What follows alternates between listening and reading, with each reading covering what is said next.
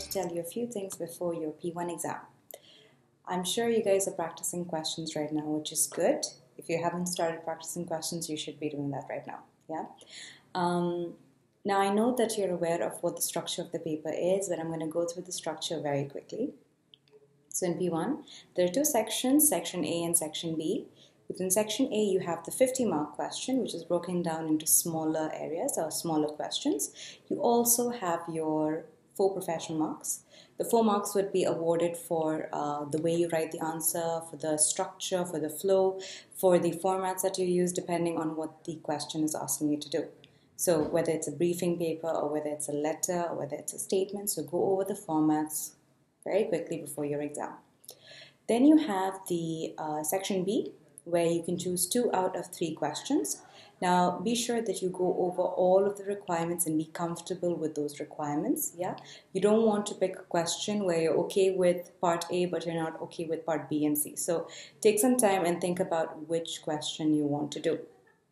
As far as the areas in P1 are concerned, you have governance, risk, and ethics. Very, very important bits.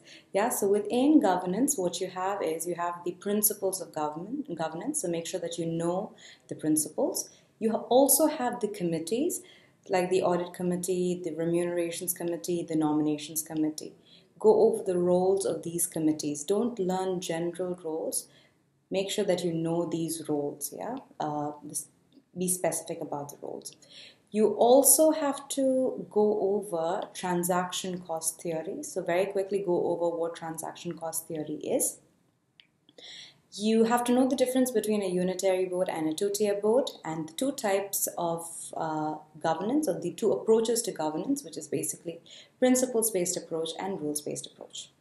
Then the next area that you have is risk. Within risk, you need to know the risk management process, how risk can be embedded within an organization.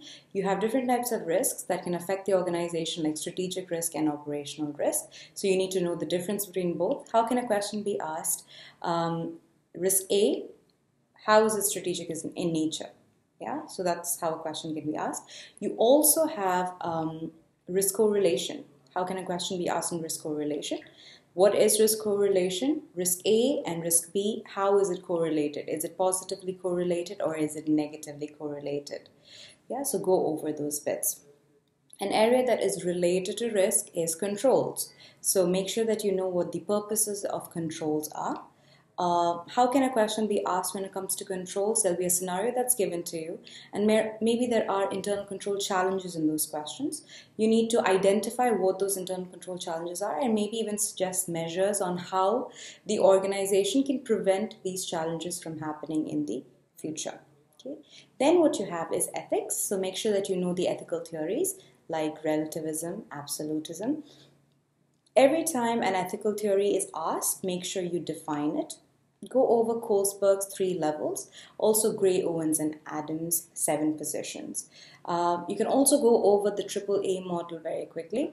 That's used when there is an ethical dilemma. You have 2 options in front of you and you don't really know which option to pick. Yeah, it's usually used for companies. Go over corporate ethics. Corporate ethics is where you are applying ethical principles to the business in terms of what the organization does.